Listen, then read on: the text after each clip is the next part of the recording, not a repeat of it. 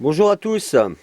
Écoutez, je voulais vous parler d'une nouvelle plante. C'est l'aubépine. L'aubépine qu'on connaît dans les campagnes, dans les comment dire, dans les haies sauvages en fait. C'est un arbuste qui peut faire jusqu'à 3 mètres de haut à peu près. Et c'est un arbuste épineux, hein, qu'on appelle aussi l'épine blanche, qui va faire donc une floraison au printemps, vers le mois d'avril. Vous allez avoir un arbuste tout en fleurs blanc, c'est assez beau d'ailleurs.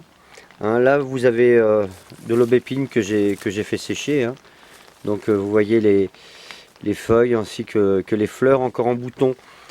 C'est une plante qu'il faut cueillir vers le mois d'avril, comme je disais, et il faut les cueillir très jeunes. C'est-à-dire soit en bouton ou à l'ouverture des fleurs, mais vraiment dès le début. Hein, parce que si vous attendez que la fleur soit complètement ouverte, les pétales tombent et voilà. C'est de cette façon que les principes actifs de la plante seront les plus concentrés. Avec à l'automne des baies rouges donc, qui apparaîtront et dont on va se servir, soit sec, pour faire des préparations. On peut faire un vin de drupe, on peut faire des sirops pour les angines. Voilà. Donc c'est une plante astringente. Mais sa particularité, c'est une plante cardiotonique, donc qui va agir sur les coronaires, hein, sur les artères, et donc qui va régulariser le rythme cardiaque et faire baisser la tension artérielle. Donc elle est intéressante pour ça, pour le cholestérol également. Maintenant, on peut la trouver sous plusieurs préparations. La teinture mère. Hein, donc j'ai fait une vidéo là-dessus pour vous expliquer comment faire une teinture mère de plantes fraîches. Hein. Celle-ci, une fois séchée comme cela, là, on va pouvoir s'en servir en tisane. Donc elle a une propriété calmante, elle va agir sur le système nerveux. Et souvent on va la retrouver en mélange dans les préparations tisane sommeil, choses comme ça. Et donc voilà, son action est calmante.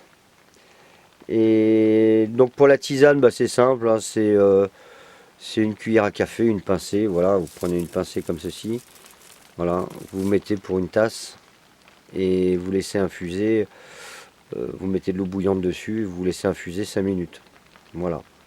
Donc pour améliorer le sommeil, combiné à d'autres plantes, très souvent, voilà, très très intéressante dans ce domaine-là. Euh, le sommeil, l'hypertension, le cholestérol.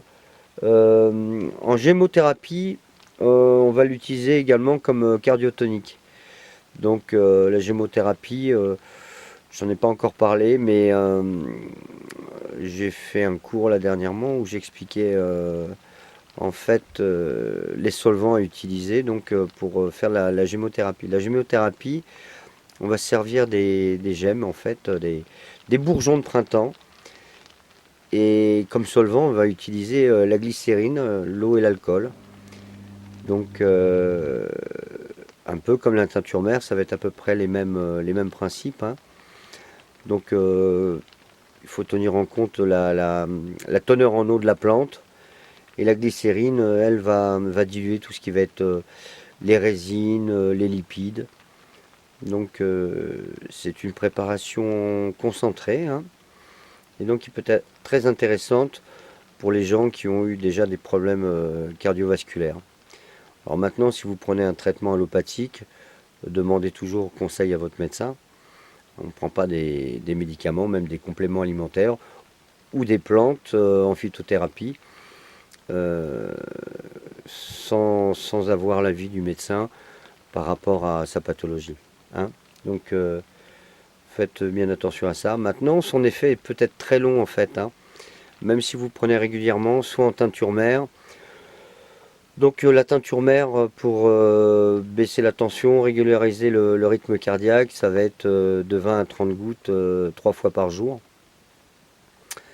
Euh, donc voilà, comme je disais, son effet est très long. Hein. C'est-à-dire qu'avant d'avoir les premiers effets en utilisant l'aubépine, quelle que soit son utilisation, soit en tisane, soit en teinture, soit en gémothérapie. Son effet peut être très long, voire un mois, à peu près un mois en fait, avant d'avoir les premiers effets. Donc ne perdez pas confiance, hein, continuez. Et, et voilà. Donc c'est une plante de premier ordre, hein, qu'on devrait avoir sous la main. Donc utilisez-la, hein, surtout là dans des périodes de manque de sommeil, choses comme ça.